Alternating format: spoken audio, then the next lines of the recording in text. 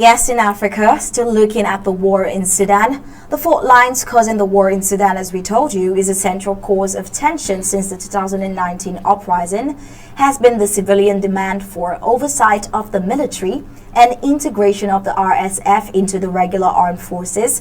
Civilians have also called for the handover of lucrative military holdings in agriculture, trade, and other industries, a crucial source of power for an army that has often outsourced military actions to regional militias. Another point of contention is the pursuit of justice over allegations of war crimes by the military and its allies in the conflict in Darfur from 2003. The International Criminal Court is seeking trials for Bashir and other Sudanese suspects. Justice is also being sought over the killing of pro-democracy protesters in June 2019, in which military forces are implicated. Activists and civilian groups have been angered by delays to an official investigation. In addition, they want justice for at least 125 people killed by security forces in protests since the 2021 coup. What's at stake in the region? Well, Sudan is in a volatile region bordering the Red Sea, the Sahel region, and the Horn of Africa. Its strategic location and agricultural wealth have attracted regional power plays, complicating the chances of a successful transition to civilian-led government.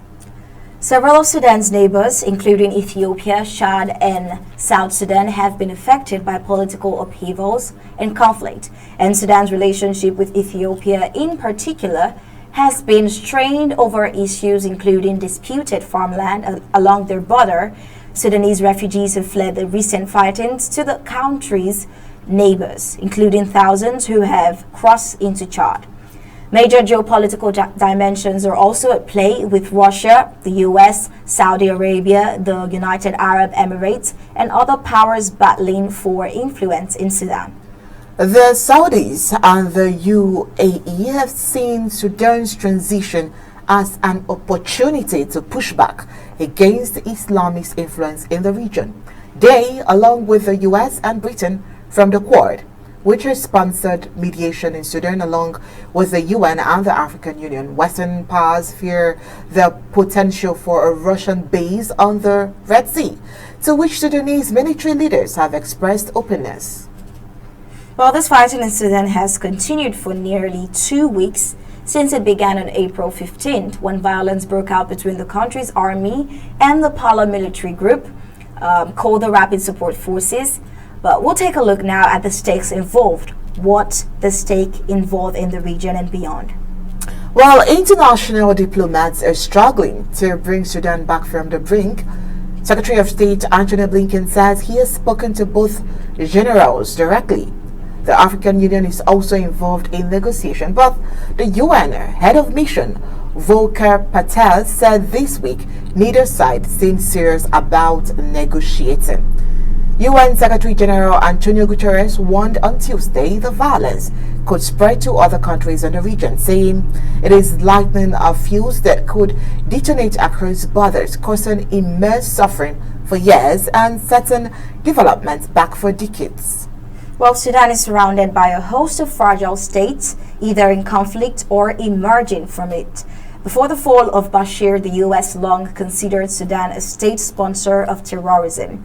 Quoting the Susan Stingat, who runs the African program at the U.S. Institute of Peace, she says, having a stable Sudan that looks to the United States as a partner, as a core partner, that's incredibly strategic, she says.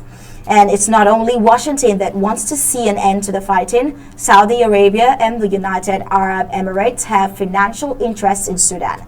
Egypt shares a long border and a significant source of water, the Nile. Well, China and Sudan have long had a relationship stemming from the North African state's export of oil. The Beijing is Sudan's second biggest trading partner and has considerable investments in the country. The Russian mercenary group, the Wagner, which has links to the Kremlin, also has a presence in Sudan, mainly involving guarding Russian-run mines as well as gold smuggling. The group denies any involvement in the conflict anyways.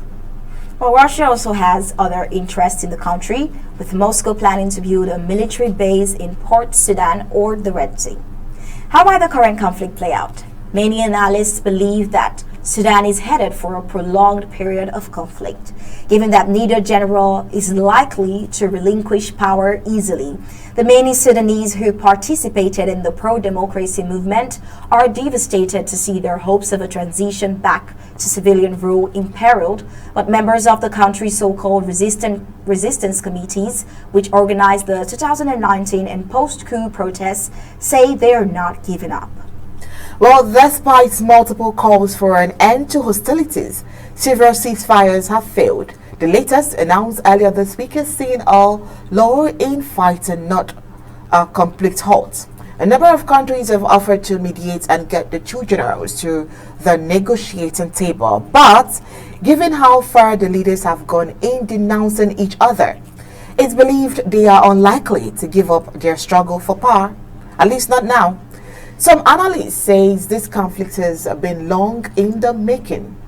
Cameron Hudson, a former U.S. official, has worked on Sudan, thinks the U.S. miscalculated by putting too much trust in what the general said about their commitment to restoring civilian control. Now, Mohamed Usman, on the other hand, a researcher on Sudan at Human Rights Watch, says the world should have seen this coming. Quoting him, he says both forces come with a long legacy of abuse. He says the unfortunate part is that the former government, the transitional government, failed to address this legacy of abuse, failed to embark upon security sector reform, alike with the international actors who continue to prioritize politics of appeasement. Well, everyone with their opinions, should-haves, could-haves.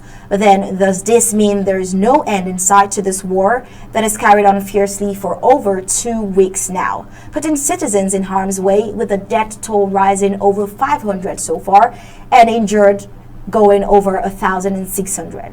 If the international community cannot do anything about the Sudan war, what's the chance that they can do so much for Amazonia?